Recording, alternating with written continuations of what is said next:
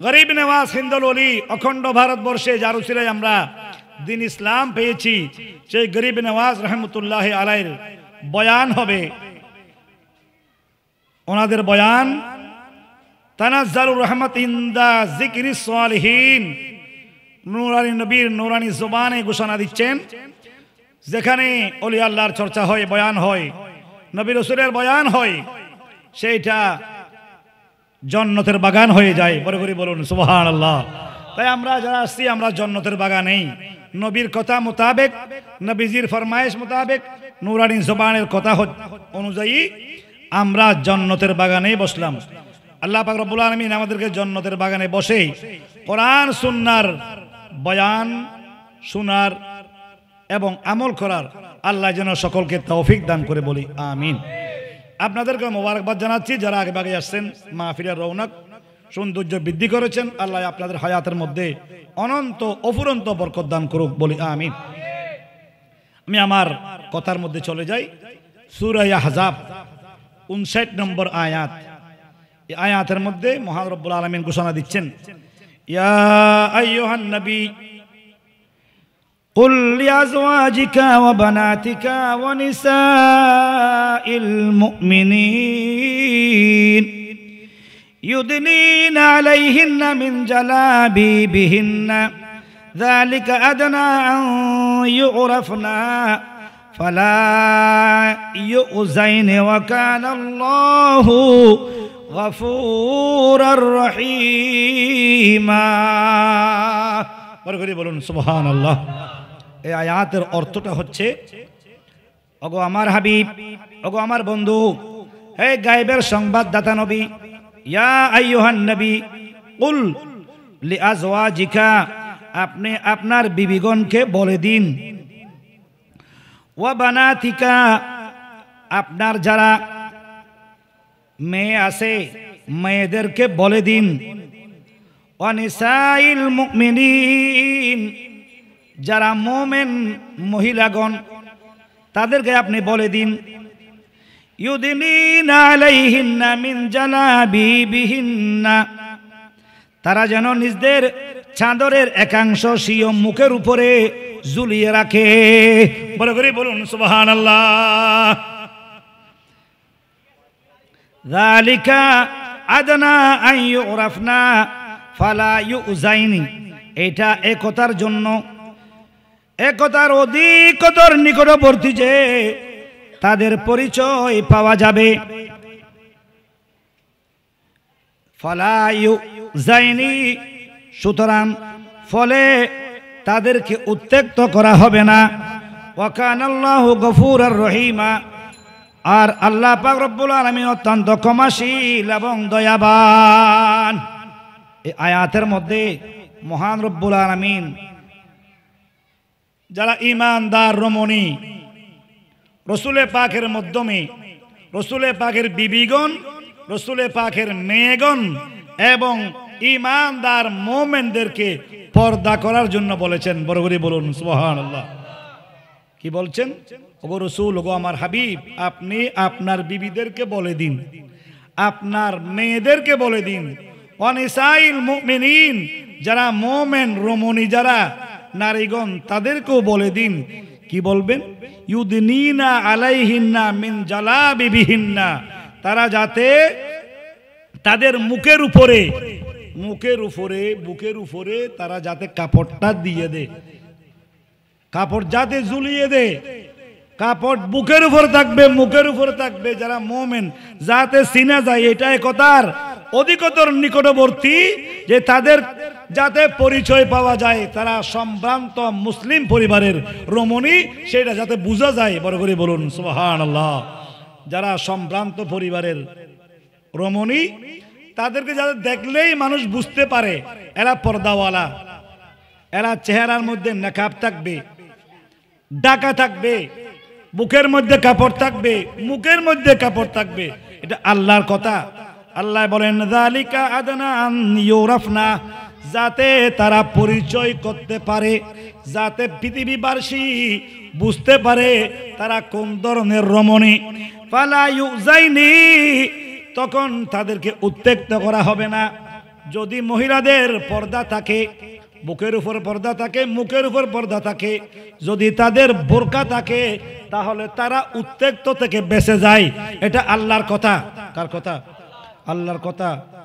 আল্লাহু ওয়া কানা আল্লাহু গফুরুর রহিমা, আর আল্লাহ তাআলা অত্যন্ত ক্ষমাশীল এবং দয়াবান। এইজন্য মহিলাদেরকে পর্দা, নামাজ, রোজা, হজ, যাকাত যেমন ফরজ, মহিলাদের জন্য পর্দা ফরজ। জোরে বলুন, কি ফরজ? মহিলাদের জন্য পর্দা ফরজ। মহিলাদের জন্য যেমন পর্দা আছে, পুরুষদের জন্য পর্দা আছে না নাই? পুরুষের জন্য পর্দা আছে। মহিলাদের পর্দা হচ্ছে তারা আবৃত্তি রাখবে, তাদের মুখ, তাদের বুক, তাদের অঙ্গ প্রত্যঙ্গ ঢেকে রাখবে। যারা বেগানা পুরুষ আছে তাদের থেকে তাদের অঙ্গ প্রত্যঙ্গ এগুলো ঢেকে রাখবে। আর যারা পুরুষ আছে, পুরুষের পর্দা হলো তাদের চোখকে হেফাজত করবে, দৃষ্টিকে নিচে রাখবে বেগানা মহিলা দেখার চাইতে। এটা হলো পুরুষদের জন্য পর্দা। বড় করে বলুন সুবহানাল্লাহ। মেয়েদের জন্য পর্দা আছে নয়, পুরুষের জন্য কি আছে? পর্দা আছে, পুরুষের জন্য পর্দা আছে। এই জন্য মহিলারা যখন পর্দা করবে, হাদিস শরীফের মধ্যে পর্দার কথা বলা হয়েছে। ড্রেস যখন পরবে, তাদের ড্রেস কেমন হবে, তাদের কাপড় কেমন হবে? আমার নবী হাদিসে পাকের ভিতর ঘোষণা দিচ্ছেন, মহিলারা যখন কাপড় পরবে, তাদের কাপড় হতে হবে ঢিলা ঢালা। কি হবে? এক নম্বর ঢিলা ঢালা কাপড় পরবে, যেগুলো ঢিলা ঢালা, টাইট ফিট না, অঙ্গ প্রত্যঙ্গ দেখা যায় এরকম কাপড় মহিলারা পরতে পারবে, তাদের জন্য পরা নিষেধ। এক নম্বর। দ্বিতীয় নম্বর হলো পাতলা কাপড় পরা যাবে না, যে কাপড়ের মাধ্যমে বাহির থেকে শরীর দেখা যায়, ওই ধরনের কাপড় মহিলারা পরতে পারবে, এটা তাদের জন্য পর্দা। কয়টা হলো? কথা বলো না, কয়টা? দুইটা। তৃতীয় নম্বর হলো এমন কাপড় পরতে পারবে না যেগুলো পুরুষেরা পরে, পুরুষদের কাপড় মহিলারা পরতে পারবে না, মহিলার কাপড়, মহিলার লেবাস পুরুষেরা পরতে পারবে না। আমার নবীজি হাদিসে পাকের ভিতরে ঘোষণা দিচ্ছেন, কোন মহিলা যাতে পুরুষের ড্রেস না পরে, পুরুষ যাতে মহিলার ড্রেস না পরে। বড় করে বলুন সুবহানাল্লাহ। এইটাও তাদের জন্য পর্দার অন্তর্ভুক্ত, এইটাও পর্দার অন্তর্ভুক্ত। কয়টা বললাম? তিনটা। চতুর্থ নম্বর হলো কোন বেদিন, যারা বেদিন কাফের মুশরিকদের ড্রেস, তাদের পোশাক, যে পোশাক পরলে মানুষ সাধারণত মনে করবে সম্ভ্রান্ত পরিবারের নয়, নিশ্চয়ই সেই বেদিন, সেই হিন্দু, সেই মগ, সেই চাকমা। এদের ড্রেস মুসলমানরা যারা ইমানদার রমণী, তারা পড়া নিষেধ। এই সাইডটা হলো শর্ত। কাপড় কেমন হবে আমার নবীজি হাদিসে পাকের ভিতরে বলে দিয়েছেন। বড় করে বলুন সুবহানাল্লাহ। এখন আমরা বর্তমান যুগের, আমরা তো হাস করে শখ করে, যাদের কাছে, যাদের ঘরে মেয়ে নাই, ছেলে আছে মেয়ে নাই, আমরা অনেক সময় দেখি মেয়েদেরকে ছেলের পোশাক পরায়। পোশাক কিনে দে বাবাই, পোশাক কিনে দিয়ে ছেলের পোশাক বলে, আমার কাছে ছেলে নাই তো ছেলের শখটা আমি, আমার মায়ের শখ মিটে দিয়েছে মায়ের দিয়ে। তো মেয়ে, ছোট মেয়ে হলে না বালক পর্যন্ত তাকে এগুলি পরলে কোনো অসুবিধা নাই, কিন্তু যেই মাত্র সেই বালকের মধ্যে পদার্পণ করবে, মেয়ে যখন বড় হবে, তাকে পর্দা করা তার জন্য ফরজ। মা বাপ তাকে অবশ্যই পর্দার ভিতরে রাখা তাদের জন্য ফরজ। বড় করে বলুন সুবহানাল্লাহ। নামাজ রোজা যেমন ফরজ, পর্দাও কি ফরজ, এটা মনে রাখবেন। এই পর্দার কারণে বিভিন্ন মানুষ যেই যত পর্দা করে, পর্দা করলেই মহিলারা, আমাদের মা বোনরা ইফটিজিন থেকে বাঁচার উপায় এই পর্দা করলেই। পর্দা না করবেন, দেখবেন আপনি ইফটিজিংয়ের শিকার হবে, আপনাকে উত্ত্যক্ত করবে। আবার অনেক সময় দেখা যায় আপন মানুষের কাছে দুকা বেশি খায়, বিভিন্ন ধরনের দর্শন হচ্ছে বাংলাদেশে, আপনারা দেখতেছেন।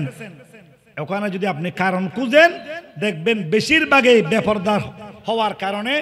বেপর্দা এমন ড্রেস পরছে, যেই সমস্ত ড্রেসে আপনাকে অর্ধনগ্ন বানিয়ে ওই বিলবোর্ডের মধ্যে আপনাকে ছেড়ে দিয়েছে, আর মুখে বলতেছে নারী প্রগতি। কি বলতেছে? নারী প্রগতি। স্বামীর কথা শুনবো না, গ্রামীণ ব্যাংক ছাড়বো না, বড় করে বলুন না নাউজুবিল্লাহ। স্বামীর কথা না মানার জন্য বলছে নাকি মানার জন্য বলছে? ইসলাম স্বামীর কথা মানার জন্য বলেছে। আল্লাহর পরে যদি সিজদা করার কাগজ হুকুম থাকতো, সেই সিজদার মালিক হতো স্বামী। বড় করে বলুন না সুবহানাল্লাহ। স্বামীর কথা কতটুকু দাম দিতে হবে। এজন্য পর্দা ইসলামের ভিতরে সবচাইতে মারাত্মক। এই জন্য আল্লাহর প্যারা হাবিবকে আল্লাহ ভালোবেসেই কোরআনুল কারীমের মধ্যে এটা ডিক্লারেশন করেছেন, রসুল আপনার মাধ্যমে আমি পৃথিবীবাসীকে জানিয়ে দিতে চাই, যারা সম্ভ্রান্ত পরিবারের তারা যাতে পর্দাপোশী হয়। বড় করে বলুন সুবহানাল্লাহ। অন্য আয়াতের মধ্যে আমার আল্লাহ পাক রব্বুল আলামিন ইরশাদ ফরমাচ্ছেন, ওয়াকারনা ফি বুয়ুতিকুন্না ওয়ালা তাবাররাজনা তাবাররুজাল জাহিলিয়াতিল উলা। আর তোমাদের নিজদের গৃহসমূহের মধ্যে অবস্থান করো। ওয়াকারনা ফি বুয়ুতিকুন্না, মহিলারা থাকবে ঘরে। মহিলারা থাকবে কোথায়? ঘরে। পুরুষেরা থাকবে বাইরে। যেহেতু ঘরের অনেক কাজ আছে, এই ঘরের কাজগুলি আঞ্জাম দেওয়ার জন্য মহিলারা ঘরকে সুন্দর পরিপাটি করে রাখতে পারে। মহিলারাই, মেয়েরা যতটুকু পারে, ছেলেরা বা পুরুষেরা ততটুকু ঘরকে সাজাতে পারে। বলেন না পারে? আল্লাহ তাদেরকে বানাইছেন ঘরের জন্য। এই জন্য আল্লাহ বলছেন, ওয়াকারনা ফি বুয়ুতিকুন্না, তোমরা নিজ গৃহে ঘরের মধ্যে অবস্থান করো। ওয়ালা তাবাররুজনা তাবাররুজাল জাহিলিয়াতিল উলা, তোমরা পূর্ববর্তী জাহেলি যুগের মতো বেপরদা হইও না। বড় করে বলুন না সুবহানাল্লাহ। এটা কুরআনুল কারীমের কথা। এই জন্য আমি মনে করি মেয়েরা একজন ঘরের জন্য, ঘরকে সাজানোর জন্য ওরা বড় ম্যানেজিং ডাইরেক্টর, এমডি বলা যায়। ঘরের এমডি হলেন মহিলারা। মহিলারা যেভাবে সাজিয়ে গুজিয়ে রাখতে পারবে, একটা ঘরকে পরিপাটি সুন্দর রাখতে পারে, একটা পুরুষের দ্বারা অতটুকু সম্ভব নয়। এই জন্য তো আল্লাহ তাদেরকে বলেছেন, মেয়েদেরকে বলেছেন ঘরে থাকার জন্য। হ্যাঁ, একান্ত যদি প্রয়োজন হয়, তাহলে রোগের জন্য, চিকিৎসার জন্য, বিবাহের জন্য, বিভিন্ন কারণে যদি যেতে হয়, তাহলে পর্দা পুশিদা হয়ে যাওয়ার জন্য ইসলামে বারণ করে নাই। বড় করে বলুন সুবহানাল্লাহ। তাই আমাদের মা বোনদেরকে, মেয়ে যখন বড় হয়, মারা যখন বড় হয়, নিজের মার কাছেও যাইতে হলে আমার নবী বলেন তুমি অনুমতি নাও। সাহাবীকে বললেন তুমি কি নাও? অনুমতি নাও মায়ের কাছে। সাহাবী বললেন, ইয়া রাসূলুল্লাহ, উনি তো আমার মা, আমার মার কাছে যেতে আমাকে অনুমতি লাগবে? আমার নবী বললেন হ্যাঁ। সাহাবী আবার বললেন, ইয়া রাসূলুল্লাহ, আমি তো ওনার খেদমত করি, সবসময় ওনাকে উজুর পানি, হাজতের পানি সবকিছু এনে দিই, তারপরে কি অনুমতি লাগবে? আমার নবী বললেন হ্যাঁ। তৃতীয়বার সাহাবী আবার বললেন, ইয়া রাসূলুল্লাহ, আমাকে তো আমার মার সাথে থাকতে হয় খেদমতের জন্য, তারপরে কি আমি আমার মার অনুমতি লাগবে? তৃতীয়বার আমার নবী রাগ করে বললেন, ওগো আমার সাহাবী, তুমি কি তোমার আম্মাকে বিবস্ত্র অবস্থায় উলঙ্গ দেখতে চাও?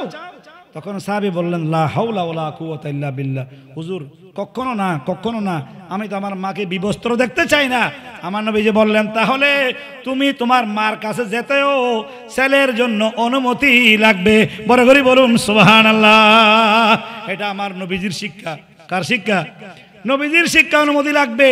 কারণ মার কাছে যদি ছেলে যেতে অনুমতি লাগে, এখন আমরা কত স্ট্যান্ডার্ড যুগে আসছি, বাবির কাছে দেবর যাইতে অনুমতি লাগে না? দেবর, বাসুর, বড়টাকে বাসুর বলে, ছোটটাকে দেবর বলে। আর বলে যে না, বড় ভাবি, এই ফতোয়া বুড়ো বুড়ি, বড় ভাবি মায়ের মতো। বড় ভাবি যদি মায়ের মতো হয়, তাহলে মাকে তো বিয়ে করা যায় না। বড় ভাবিকে দেবর চাইলে, ভাই যদি মারা যায়, দেবর চাইলে বিয়ে করতে পারে, তাহলে আবার মার মতো কেমন হলো? দেবর, বাসুর। আমার নবীজি হাদিসে পাকের ভিতর বলছেন, আল হামাদু আল মউত, বাসুর হলো মউতের সমান, দেবর মউতের সমান। মউতকে যেমন মানুষ ভয় করে, দেবরকে সেইভাবে ভয় করতে হবে ভাবিকে। একদম নেকাব পরে পর্দা পুশিদা হয়ে যেগুলি দেখলেই মনের ওসওয়াসা না আসে সেইভাবে একজন পুরুষের সামনে আপনাকে উপস্থাপন করতে হবে, আপনাকে যেতে হবে। এটাই হলো ইসলামী রুল, ইসলামের আকীদা। আর না হলে তো ইসলাম জাহেলিয়া যুগের মতো না হওয়ার জন্য বারণ করেছেন। যেহেতু জাহেলিয়া যুগে মহিলা হওয়াটা বড় অপরাধ, মহিলাদেরকে সমস্ত পাপের মূল বলা হতো, root of the all evil বলতো, root of the all evil, মহিলারা সমস্ত পাপের মূল। এটা আগের যুগে আইএমএ জাহেলিদের মধ্যে সেটা বলা হতো, নরকের জাহান্নামের দরজা বলা হতো ডোর অফ দ্য হিল। কি বলতো মহিলাদেরকে? মহিলা হলেই এই জাহান্নামের দরজা খুলে গেছে। বড় করে বলুন না নাউজুবিল্লাহ। আর ইসলাম এসেই নারীদেরকে তুলতে তুলতে এত উপরে তুলেছেন। আমার নবী মার কথা 3 বার বলেছেন, বাবার কথা বলেছেন কয়বার? একবার। মাকে নিতে নিতে এত উপরে নিয়েছেন যে আল জান্নাতু তাহাতা আকদামিল উম্মাহাত, মা জাতির নিচে, পায়ের নিচে। ওগো ছেলেরা, তোমাদের জান্নাত মার কদমের নিচে। বড় করে বলুন সুবহানাল্লাহ। মা জাতিকে তোমরা তুচ্ছ তাচ্ছিল্য মনে করিও না, জাহান্নামের দরজা মনে করিও না, সমস্ত পাপের বোঝা বলে মনে করো না। বরং মা যদি মার মতো হতে জানে, ইসলামী শিক্ষায় শিক্ষিত হতে পারে, তাহলে ওই সেই গর্ভ থেকে গৌসুল আজমের মতো সন্তান হবে, সেই গর্ভ থেকে গরিব নেওয়াজের মতো সন্তান হবে, সেই গর্ভ থেকে নেককার ওলি আল্লাহরা বের হবে। বড় করে বলুন সুবহানাল্লাহ। তাই মহিলারা, আমাদের মা বোনদেরকে পর্দা করার দরকার আছে না নাই? আওয়াজ দিয়ে বলুন, আছে না নাই? কিন্তু আমরা একেবারে বিপর্দা হতে হতে এত বেপর্দা হয়েছি, বেপর্দা হওয়াটাইকে ক্রেডিট মনে করছি। এটাই মনে হয় ইসলাম। বিভিন্ন বিয়া শাদী, বিভিন্ন মেজবান, বিভিন্ন জায়গায় দেখবেন এখানে যেটাকে বলা হয় ফ্রি মাইন্ড, ইউরোপীয় কালচার, সেটা আমাদেরকে মুসলমানদেরকে এমনভাবে গ্রাস করছে যে আমরা সেটা ছাড়া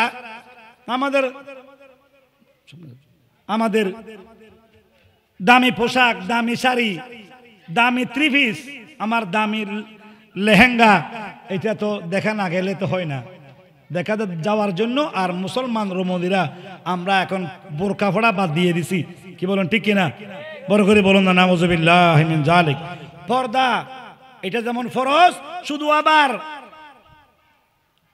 বোরকা পরার নামও শুধু পর্দা নয়। শুধু বোরকা পরলাম, অন ইসলামিক যত কাজ আছে, খারাপ কাজ আছে, অশ্লীল কাজ আছে, আমি সব দেখলাম। বোরকা পরলাম, বোরকা এমন বোরকা যে বোরকা ফরাজ চাইতে না ফরাই ভালো, ফরাজ চাইতে না ফরাই ভালো, এমন বোরকা আছে না নাই? একদম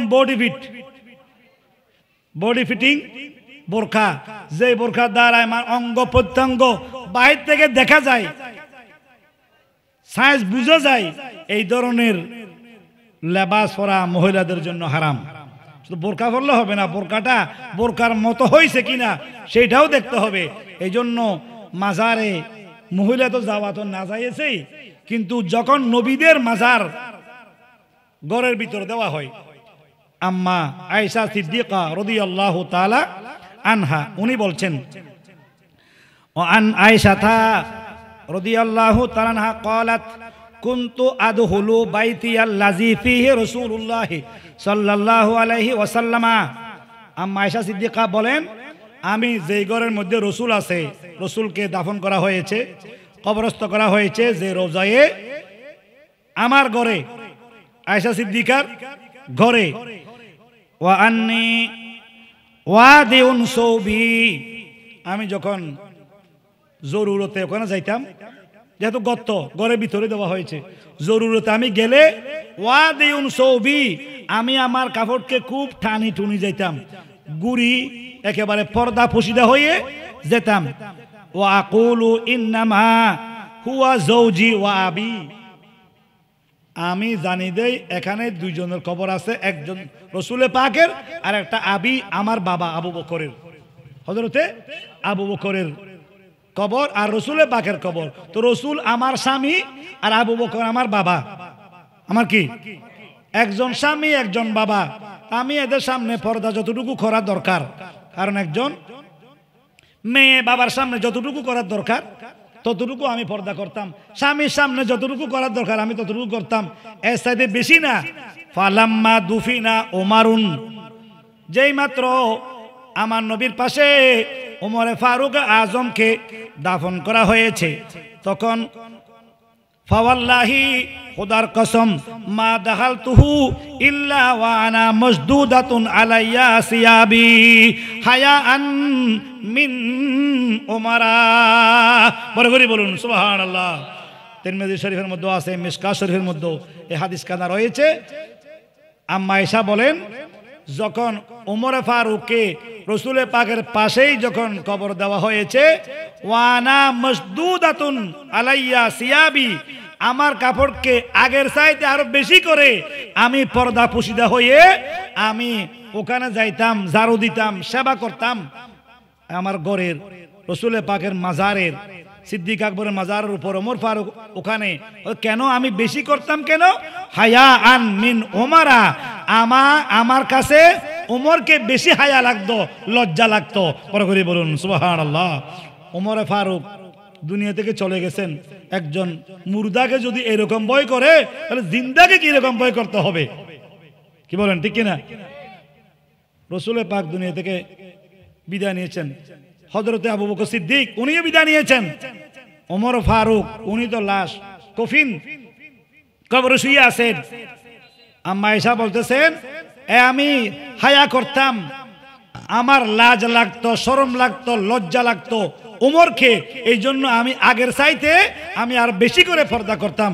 সুতরাং বোঝা গেল মরা মানুষকে যদি এই ধরনের যদি কি পর্দা করা জরুরি হয়, তাহলে জিন্দা যারা আছে হীন হায়াতে তাদেরকে আর বেশি করে পর্দা করতে হবে কিনা? আওয়াজ দেবেন, হবে কিনা? সুতরাং আমাদের মা বোনদেরকে পর্দা পুশিদা হওয়ার জন্য আল্লাহ তৌফিক দান করুক। বড় করে বলুন আমিন। আমার নবী আর হাদিসের মধ্যে ইরশাদ ফরমাচ্ছেন, ক্বালা রাসূলুল্লাহ সাল্লাল্লাহু তাআলা আলাইহি ওয়াসাল্লাম, আইয়ুমা ইমরাতিন মাতাত, কোন একটা মহিলা যদি মারা যায়, ওয়া যাওজুহা আনহা রাদিন, আর তার স্বামী যদি তার উপরে রাজি থাকে, এক ফোঁটা যদি চোখের পানি ফেলাই, আহা, বিবি আগে মারা গেছে, আমার দাদার মতো বিবিটা আগে মারা গেছে, স্বামী যদি তার কথা ইয়াদ করে স্মরণ করে তাকে ক্ষমা করে দে, অথবা স্বামী যদি তার উপর রাজি থাকে, আমার নবীজি নবুয়তের জবানে ঘোষণা দিচ্ছেন, দাখালাতিল জান্নাহ, ওই মহিলা জান্নাতি, কোনো সন্দেহ নাই। বড় করে বলুন সুবহানাল্লাহ। স্বামীকে রাজি করে মরতে পারলেই সেই জান্নাতি, সে কি জান্নাতি।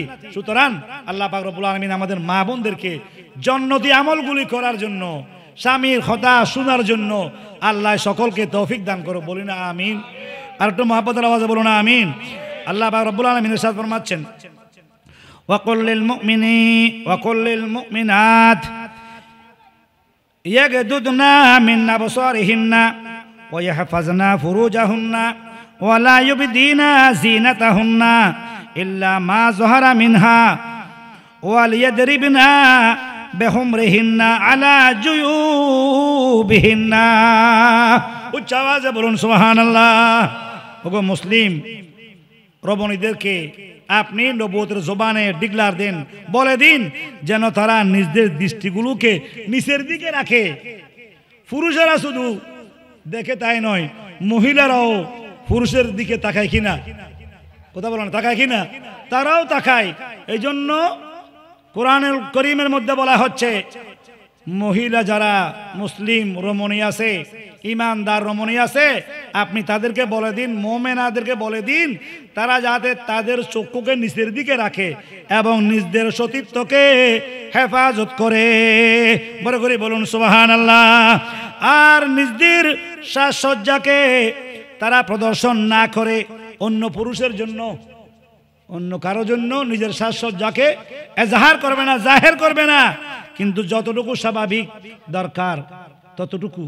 তাই মেয়েদের জন্য পর্দা, মুখ, হাত, পা, এইটাও আবার অনেক সময়ের মধ্যে সব সময় খোলা রাখতে পারবেন না, যদিও পর্দা না হয়। দেখবেন অনেক সময় যারা পর্দাওয়ালা নয়, অনেক মহিলা থেকেও পর্দা করা ফরজ। যেমন যারা বেঈমান, কাফের, মুশরিক মহিলা হলেও আমাদের মা বোনদেরকে তাদের থেকে পর্দা করতে হবে, নয় বরং আমাদের দেশে তৃতীয় একটা জেন্ডার আছে না, যাদেরকে বলা হয় হিজড়া, কি বলা হয় হিজড়া, হিজড়াদের থেকেও মহিলাদেরকে পর্দা করতে হবে। কি করতে হবে? পর্দা করতে হবে। আমার নবী বলেন, আমার আল্লাহ রাব্বুল আলামিন ইরশাদ করেন, ওয়ালিয়াদরিবনা বিহুমরিহিন্না আলা জুয়ুবিহিন্না, এবং তাদের মাথার কাপড় যেমন আপন গিবা এবং বক্ষ দেশের উপরে ঝুলন্ত থাকে। আল্লাহ বলেন তাদের কাপড়, তাদের ওড়না তাদের বুকের উপরে, মহিলাদের বুকের উপরে থাকবে আর মাথার উপরে থাকবে। এটা হলো মহিলাদের পর্দা। এখন তো পর্দা বুকের উপরেও নাই, মাথার উপরেও নাই, এখন পর্দা গেছে গলার উপরে। কিসের উপরে? গলার উপরে এখন পর্দা। মহিলারা পর্দা ওড়না একটা নামে মাত্র, নামে মাত্র দিলেও সেইটা মাথায়ও নাই, বুকেও নাই, সেটা কোথায়? গলায়। আল্লাহ আমাদের মা বোনদেরকে নিজের ইজ্জত নিজে হেফাজত করার আল্লাহ তৌফিক দান করুক, আমিন। কারণ আপনি যতই পর্দা করবেন আপনার দাম তত কমবে না বাড়বে? বড় করে বলুন, কমবে না বাড়বে? যত রমণীগণ দামি হয়েছেন তারা পর্দার ভিতর ছিল, যেই যত পর্দার ভিতর ছিল তার দাম তত বেশি হয়েছে।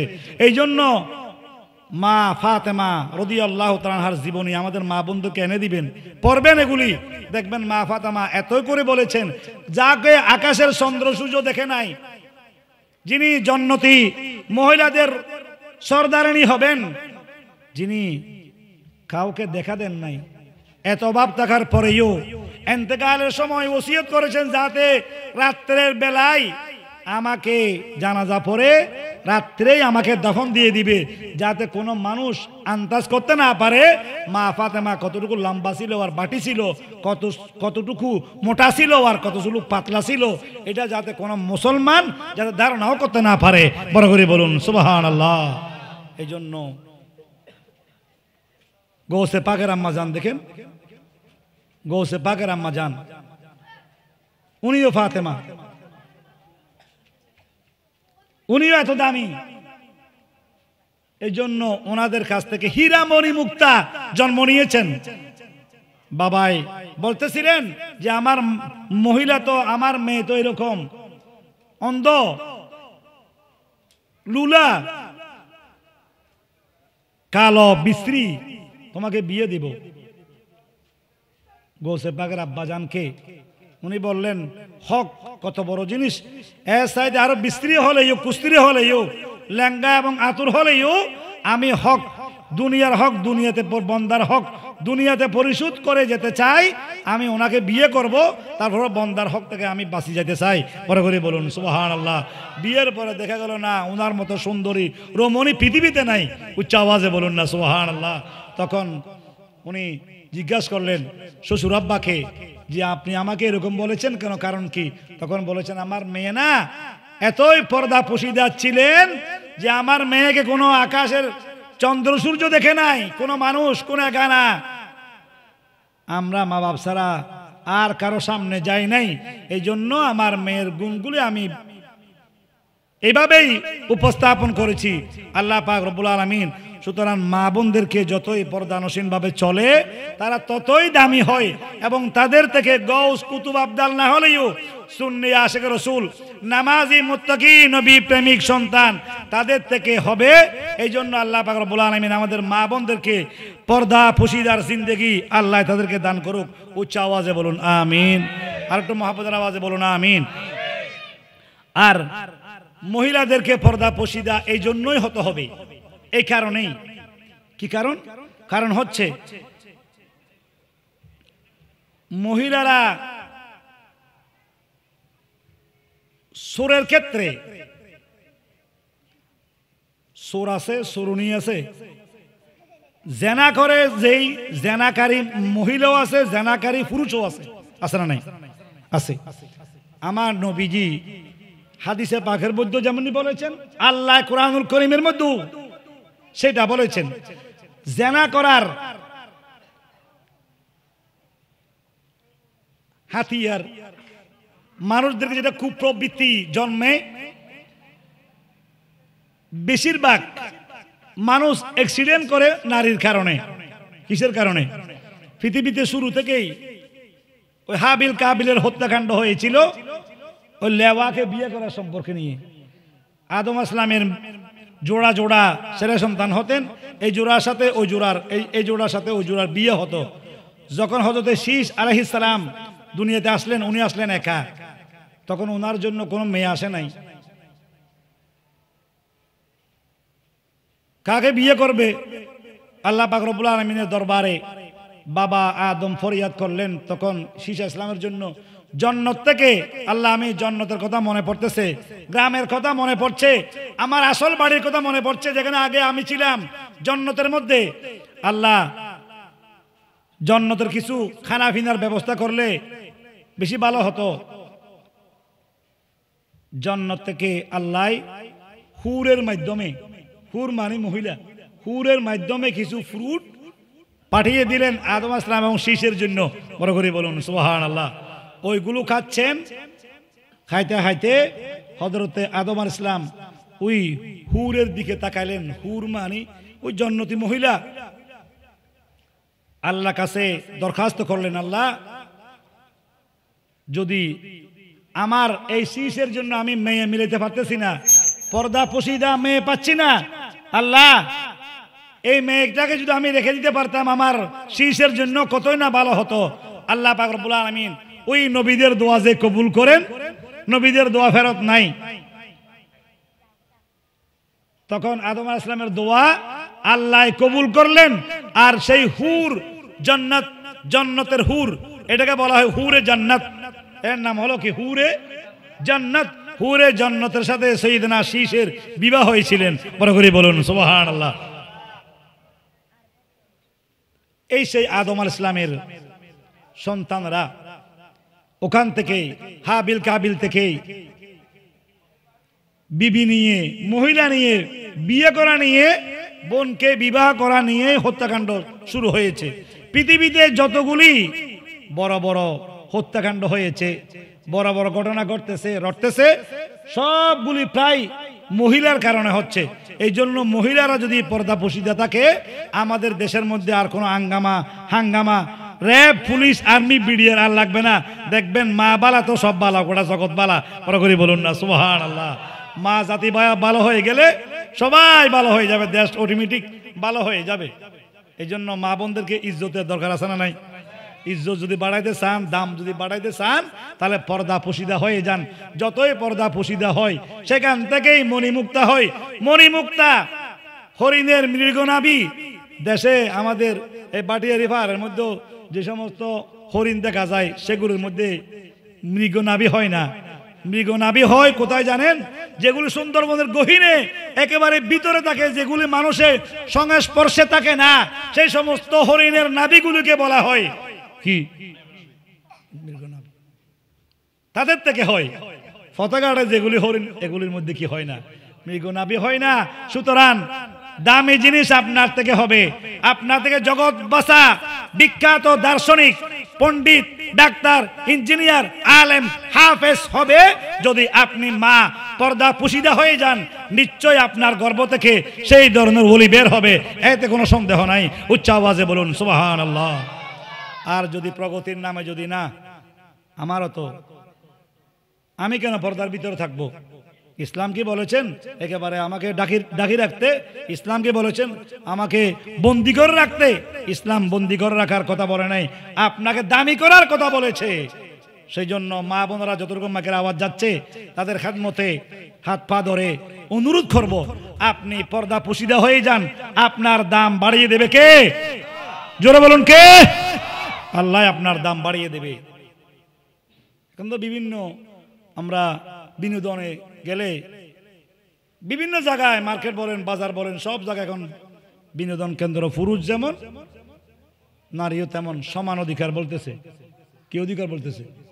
সমান অধিকার বলেই নিজের দাম নিজেই কমাচ্ছে। তো বলতে চাইলাম, জেনার ক্ষেত্রে মহিলাদের ভূমিকা বেশি।